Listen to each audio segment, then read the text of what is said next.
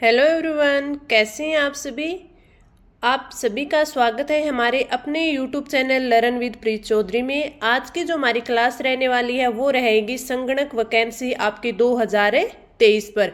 ये वैकेंसी काफ़ी इम्पोर्टेंट है। आज के क्लास में हम आपके सारे जो डाउट है वो क्लियर करेंगे कि जो ये वैकेंसी है कितने पदों पे होने वाली है, इस वैकेंसी को सीईटी में शामिल किया जाएगा या नहीं, यानी कि जिन बच्चों ने सीईटी का एग्ज़ाम नहीं दिया है वो बच्चे इसका एग्ज़ाम यानी फॉर्म भर पाएंगे या नहीं, इसका सिलेबस क्या रहने वाला है, किस प्रकार हम इसकी तैयारी करें, कौन सी और वैकेंसी के साथ है इसकी तैयारी हम कर सकते हैं, सारी की सारी डिटेल से हम इस भर्ती पर इस क्लास में चर्चा करेंगे।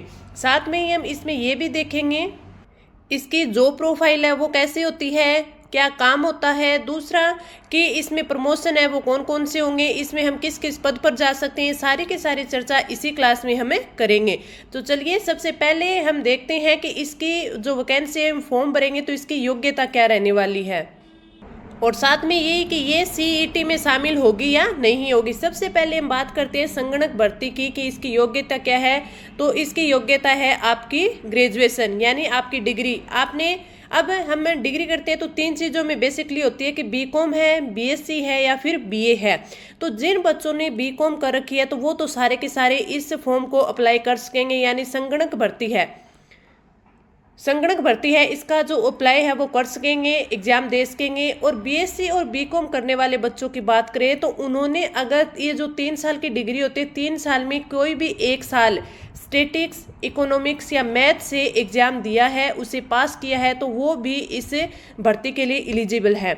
यानी बीकॉम वाले सारे के सारे स्टूडेंट हैं इसका एग्जाम फॉर्म है वो अप्लाई कर सकते हैं। बीएससी बीए में स्टैटिक्स, इकोनॉमिक्स और मैथ से एक ही साल अगर एग्जाम देकर उन्होंने क्लियर किया है तो वो भी इस एग्जाम के लिए एलिजिबल है।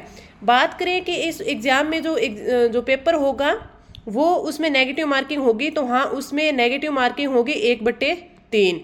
और ये वैकेंसी सीईटी में शामिल है या नहीं, तो ये वैकेंसी आपकी सीईटी में शामिल नहीं है। ये आपके लिए बहुत अच्छी बात है कि जिन बच्चों ने सीईटी है वो एग्जाम नहीं दिया था, क्योंकि ईओआरओ के चक्कर में, ईओ और आरओ के चक्कर में, और साथ में जब ये रीट हुई थी तो उस चक्कर में है कई विद्यार्थियों ने ये जो सीईटी थे 12th बेस और ग्रेजुएशन बेस दोनों के दोनों है एग्जाम नहीं दिए थे। तो उन सभी बच्चों के लिए काफ़ी अच्छी खबर है कि ये है वो आपकी सीईटी में शामिल नहीं है। यानी और एक उनके लिए जिन्होंने एग्जाम नहीं दिया सीईटी का, दूसरा जिन लोगों के जो नंबर है वो कम आ रहे हैं, तो वो सारे के सारे है वो आप संगणक की अच्छे से तैयारी कर सकते हैं।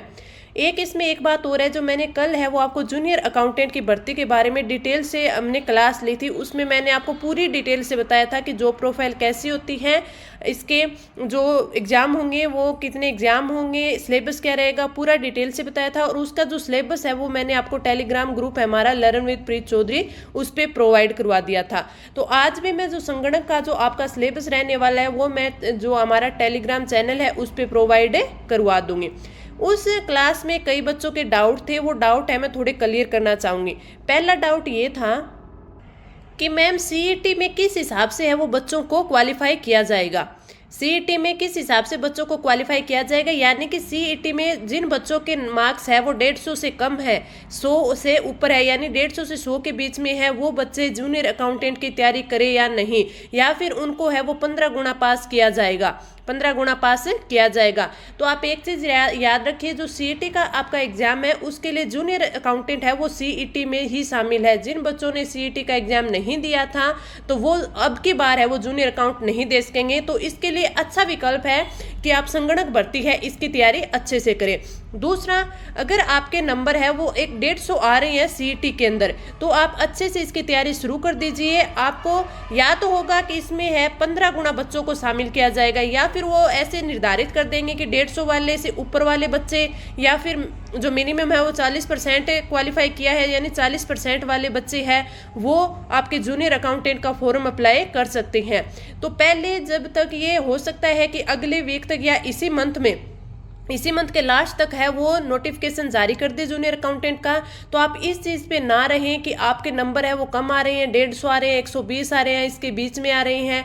तो इस चीज़ में, क्योंकि आप ये देखिए जूनियर अकाउंटेंट है उसमें आपके दो पेपर होंगे। तो पेपर फर्स्ट है वो जीके का होगा आपका। तो इन दिनों में अभी आपके पास सिर्फ 4 महीने रहे हैं, तो आप पहले जूनियर अकाउंटेंट के जीके पेपर की तैयारी स्टार्ट कर दीजिए। और इतने में आपकी इस मंथ के लास्ट तक है वो विज्ञप्ति जारी हो जाएगी। तो उसमें पूरा का पूरा है आपको मेंशन कर दिया जाएगा कि आपको 15 गुना पास करेंगे, या फिर आपके 40% वाले पास करेंगे, या फिर 150 से ऊपर वाले पास करेंगे। तो इससे पहले आप ऐसे ही ना बैठे रहें, अपने जीके का पेपर है ये हर वैकेंसी में, हर पेपर में ये जीके आएगा, तो आप इसे तैयार कर लीजिए। अब बात रही हमारे संगणक की। जब वैकेंसी की विज्ञप्ति आती है, नोटिफिकेशन जारी होता है, या फिर उसके एग्जाम डेट है वो जारी होती है, तो बच्चे के मन में सिर्फ सबसे पहले यही आता है कि इस एग्जाम के लिए मैं अप्लाई कर सकता हूं क्या। तो इसकी योग्यता मैंने बता दी, आपकी डिग्री होनी चाहिए, चाहे बीकॉम हो, बीएससी हो, बीयू हो, बीकॉम वाले सारे, और बीए बीएससी में स्टैटिक्स, इकोनॉमिक्स और मैथ्स, इनमें 1 साल में अगर आपने पेपर पास किया है, पढ़ा है, तो आप इस एग्जाम के लिए एलिजिबल हो। दूसरा, इसमें नेगेटिव मार्किंग होगी, ये सीईटी में शामिल नहीं है। तो यानी जिन बच्चों ने सीईटी का एग्जाम नहीं दिया है वो भी इस एग्जाम की प्रिपरेशन कर सकते हैं। अब आगे बात करें एग्जाम डेट की, कि इसके एग्जाम में डेट कब है संगणक की।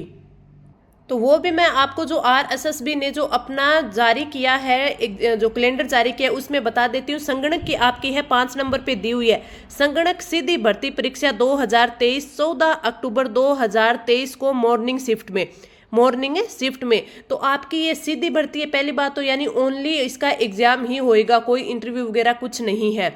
ठीक है, कब होएगा? 14 अक्टूबर को होएगा।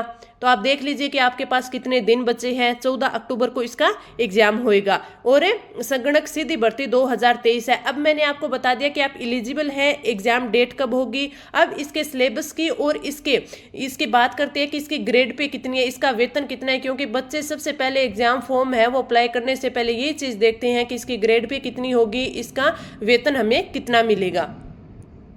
इस पे बात करें तो सबसे पहले तो मैं बात करती हूँ कि ये जो आपकी संगणक की वैकेंसी है, संगणक की वैकेंसी ये पहले 2018 में भी आई थी, फिर उसके बाद 2021 में आई, और अब ये 2023 में भी आने वाली है।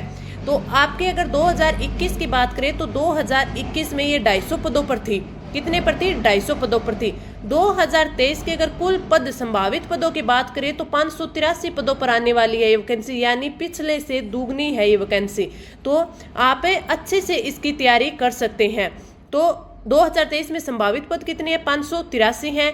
वेतन की बात करें तो इसका 8th पे स्केल है, यानी आपके इन हैंड सैलरी है वो 35,000 आपको मिलने वाली है। ग्रेड पे की बात करें, पे स्केल की बात करें तो आपको 2800 की वैकेंसी रहने वाली है, और आपकी जो जूनियर अकाउंटेंट की थी वो कितने की थी? 3600 की थी। मैंने कल आपको पूरा डिटेल से ये बताया था। तो इस पद की अगर बात करें तो जो 2023 में संभावित पद 583 हैं। वेतन पे 35,000 आपको कटकटाकर इन हैंड मिलेगा। ग्रेड पे की बात करें तो 2800 है। अब इसके बात कर लेते हैं प्रमोशन की, कि आप इस पद से कौन कौन से पद पर जा सकते हैं। सबसे पहले जब आप इस भर्ती प्रक्रिया में शामिल होंगे और आपका सिलेक्शन हो जाएगा तो आप संगणक के पद पर है वो ज्वाइन करेंगे। उसके बाद स्टैटिकल्स इंस्पेक्टर के पद पर जाएंगे। उसके बाद असिस्टेंट स्टैटिकल्स ऑफिसर यानी ASO, और उसके बाद फिर SO। तो आपने देखा होगा कि ASO और SO की सीधी भर्ती भी आती है, तो आप उनकी भी तैयारी कर सकते हैं, लेकिन संगणक के जरिए भी आप इन पद पे जा सकते हैं। यानी आप संगणक ज्वाइन करते हैं तो इसके बाद आप स्टैटिकल्स इंस्पेक्टर, ASO और SO यहाँ तक आप पहुँच सकते हैं। तो ये आप इसकी जो प्रोफाइल रहेगी कि आप किन किन पदों पर जा सकते हैं, ये इन चीज़ों पर हमने बात कर ली। अब हम आगे बात करते हैं कि इसका जो सिलेबस है वो क्या रहने वाला है। संगणक की बात करें तो संगणक में आपके पार्ट 2 होंगे। पार्ट A होएगा, उसमें जीके आएगा। पार्ट B होएगा, उसमें मैथ, इकोनॉमिक्स, सांख्यिकी यानी स्टैटिक्स और एक कंप्यूटर आएगा। अब बात करें कि आपका जो एग्जाम है, आपका पेपर है वो कितने का होगा? वो 100 नंबर का होगा। 100 ही इसमें आपके पर्सन आएंगे, यानी एक क्वेश्चन है वो 1 नंबर का होगा। 1/3 है, इसमें नेगेटिव मार्किंग रहने वाली है। अगर पार्ट A जीके की बात करें तो ये 30 नंबर का आने वाला है। 30 नंबर का। पार्ट बी की बात करें तो ये कितने का है, ये 70 नंबर का रहने वाला है। तो इसमें आपके मैथ के, इकोनॉमिक्स के, स्टैटिक्स के और कंप्यूटर के है वो क्वेश्चन रहने वाले हैं। तो इनमें मैं आपको ये भी बता दूंगी कि आपके पार्ट ए में जीके है तो हिस्ट्री के 10 क्वेश्चन, ज्योग्राफी के 10 क्वेश्चन यानी हिस्ट्री और art and culture 10 question, geography 10 question और करंट के है वो आपके 10 क्वेश्चन आएंगे। टोटल मिला के आपके कितने हो गए, 30 क्वेश्चन हो गए। अब बात करें पार्ट बी की जो काफ़ी इंपॉर्टेंट रहने वाला है, तो उसमें स्टैटिक्स है वो सबसे ज़्यादा रहने वाली है, इसमें 35 प्लस क्वेश्चन आएंगे। इकोनॉमिक्स की बात करें तो 15 क्वेश्चन, मैथ्स की बात करें 10 क्वेश्चन, कंप्यूटर की बात करें 10 क्वेश्चन। अगर स्टैटिक्स में अगर 30 आते हैं तो कंप्यूटर में 15 भी हो सकते हैं, ठीक है। तो ये आप मान के चलिए कि स्टैटिक्स तो 30 होगा ही होगा। तो यानी सबसे बड़ा जो पार्ट रहने वाला है वो स्टैटिक्स का रहने वाला है। तो आप अच्छे से तैयारी करें और आज से ही शुरू कर दें, आज से ही शुरू कर दें। मैंने आपको बताया था कि जो RSSB बोर्ड है, RSSB बोर्ड है, इसने 17 वैकेंसियों के 17 भर्तियों की है वो एग्जाम डेट घोषित की है। इनमें से मैं आपको सारियों की डिटेल्स से है वो मैं क्लास लेके आऊंगी और आपको बताऊंगी कि कौन कौन सी वैकेंसी में किस किस प्रकार पेपर होगा, कौन सा इनका सिलेबस रहने वाला है, प्रीवियस कट ऑफ कितनी रही है, पहले भर्ती कब की आई हुई है, अब है वो लगभग कितनी आने वाली है। तो ये सारी की सारी मैं आपको डिटेल से बता रही हूँ। कल हमने जूनियर अकाउंटेंट की बात की तो उस पर 1-2 डाउट ये थे कि मैम आप है ना जो EORO की हमें अच्छे से प्रिपरेशन करवाई थी तो उसी प्रकार आप जूनियर अकाउंटेंट के भी प्रैक्टिस लेकर आओ, उसके भी आप टेस्ट लेके आओ। तो मैं वो भी जल्दी ही स्टार्ट करूंगी, 2-3 दिन में हम जूनियर अकाउंटेंट के भी क्लासें हैं वो स्टार्ट कर देंगे। उससे पहले मैं आपको ये जो 17 की 17 वैकेंसी सारियों की डिटेल से आपको वीडियो है वो प्रोवाइड करवा दूंगी। अब आगे इस संगणक की वैकेंसी पे और बातें करें तो और इस पे देखते हैं कि जो प्रीवियस कट ऑफ है आपकी जो 2021 का एग्जाम हुआ था उसमें कट ऑफ क्या रही थी, ये कितने में से, 100 में से। मैंने अभी आपको बताया कि 30 जो नंबर का रहेगा आपका जीके और 70 नंबर का आपका पार्ट बी रहेगा जिसमें स्टैटिक्स, मैथ, इकोनॉमिक्स और कंप्यूटर रहने वाला है। तो इसमें अगर जर्नल की बात करें तो जर्नल की आपकी 66.89 है आपकी मेरिट रही थी, कट ऑफ रही थी। अगर बात करें ओबीसी की तो ओबीसी की रही थी 65.38। इसी प्रकार आप सारी दे सकते हैं। EWS की देख सकते हैं 63 रही थी, SC की 52 रही थी, ST की है वो 55 रही थी।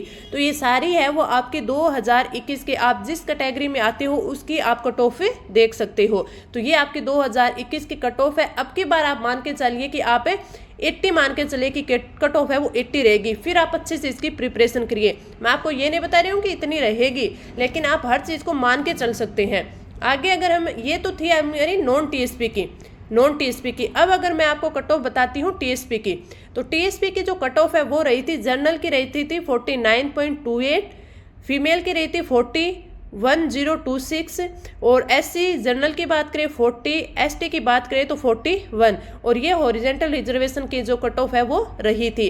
तो मैंने आपको पूरा डिटेल से बता दिया कट ऑफ कितनी रही, योग्यता क्या रहने वाली है, सिलेबस क्या रहने वाला है, एग्जाम है वो कितने पार्ट में होगा, ये सब है। इसका जो डिटेल सिलेबस है वो मैं अपने टेलीग्राम ग्रुप लर्न विद प्रीत चौधरी पर आपको प्रोवाइड करवा दूंगी।